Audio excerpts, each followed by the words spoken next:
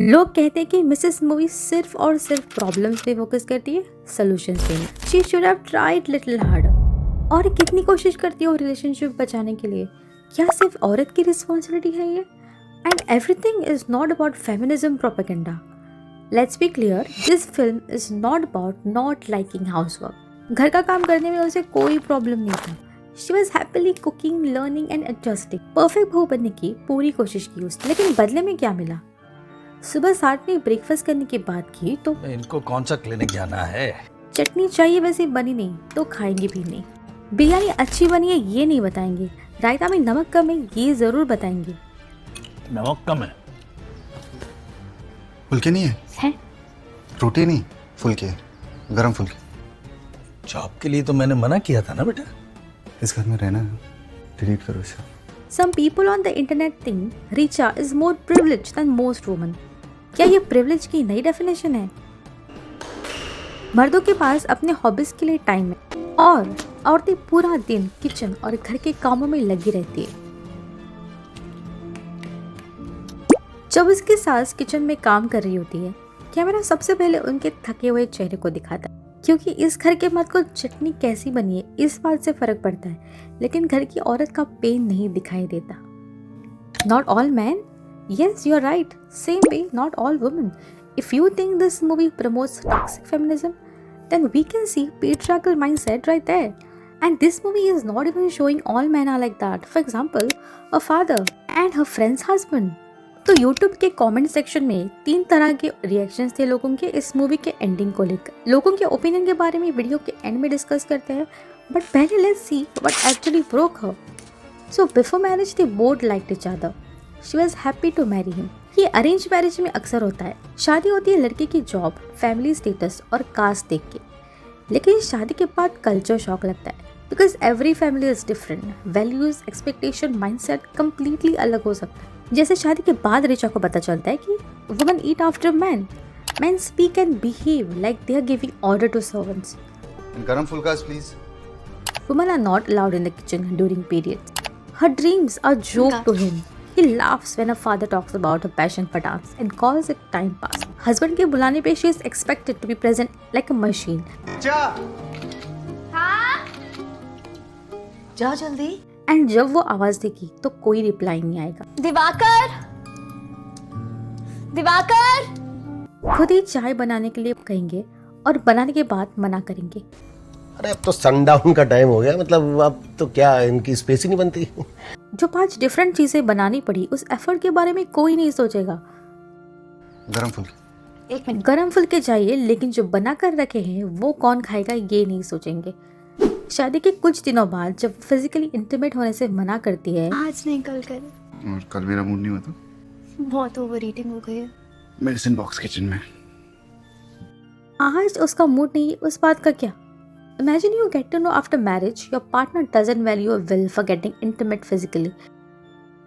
Remember this scene जब वो कहता है केक अकेले खाया और पूछा भी नहीं और उसके साथ फिजिकली इन्वॉल्व होता है, बिना ये सोचे समझे कि रीचा उस मोमेंट पे ये चाहती भी है या नहीं।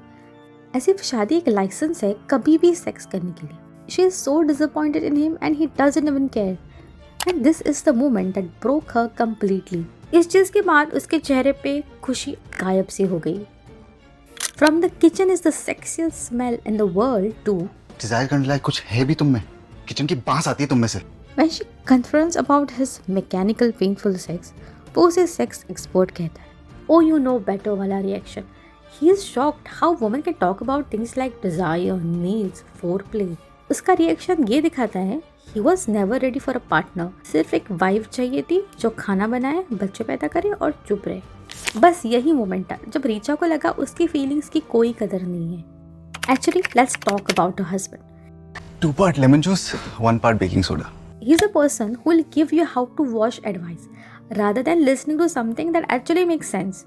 उसे थोड़ी सुबह उठ के धोना है। Notice how he doesn't care that she's not eating with them and tells her to make another dish. हलवा खाए बगैर नहीं जाएंगे हम। पक्का। अपनी वाइफ को सपोर्ट करने की जगह वो उसे डांस वीडियो डिलीट करने के लिए कहता है। यू नो, वो विलन नहीं है। उसने बचपन से जो देखा है, जिस माहौल में वो रहा है, पेट्रियार्कल माइंडसेट उसके लिए वे ऑफ लाइफ है, कुछ अजीब नहीं है। But it's hard to understand when he actually stopped loving her. Love or just husband-wife duty? He shares a cup of tea with her in the beginning. He assures her कि job के बारे में बात करेंगे पापा से, not to worry about it.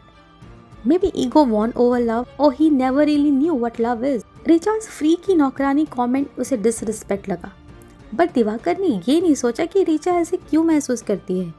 So now that we have seen both sides, her pain and his conditioning, let's go back to the most common opinions people had about this story. कुछ लोगों ने कहा उसे communicate करना चाहिए था, कुछ ने कहा उसे एडजस्ट करना चाहिए था जैसे बाकी सब करते हैं. तो सबसे पहले फर्स्ट ओपिनियन पे बात करते हैं. सब करते हैं एडजस्टमेंट, आज की जनरेशन नहीं कर पाती. हमारी माँ ने कभी कंप्लेन नहीं की, तो अब क्या प्रॉब्लम है? लेकिन शायद यही प्रॉब्लम है, वो एडजस्ट कर गई, इसलिए हर औरत को एडजस्ट करना चाहिए. क्यों? किसने ये नहीं पूछा कि उस एडजस्टमेंट की वजह से उनकी लाइफ पर क्या असर पड़ा, उनके सपने, उनकी आइडेंटिटी. एडजस्टमेंट का मतलब अपना अस्तित्व खोना नहीं है. रिचा भी ऐसे स्पेस से निकल गई जहाँ वो धीरे धीरे खुद को खो रही थी. सेकेंड मोस्ट कॉमन ओपिनियन था अपने हस्बैंड और घर वालों से बात करनी चाहिए थी अपनी प्रॉब्लम्स के बारे में. क्या किसी ने सुनने और समझने की कोशिश की? कम्युनिकेशन तभी पॉसिबल होता है जब सामने वाला सुनने के लिए तैयार हो. शादी से पहले ऐसे इंपॉर्टेंट सवाल पूछना ज़रूरी है, जो चीज़ें आपके लिए इंपॉर्टेंट है, जैसे कि job, housework, mindset and finance related. Last group के लोग रिचा के डिसीजन को सपोर्ट करते हैं. वो समझते हैं कि उसे घर के काम से नहीं, खुद को खोने से प्रॉब्लम था.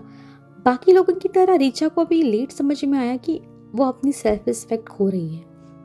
ऐसे में एडजस्ट वो कर चुकी है और कम्युनिकेशन के लिए कुछ बचा नहीं होता. कुछ बाउंड्रीज हम सब सेट करते हैं रिलेशनशिप में.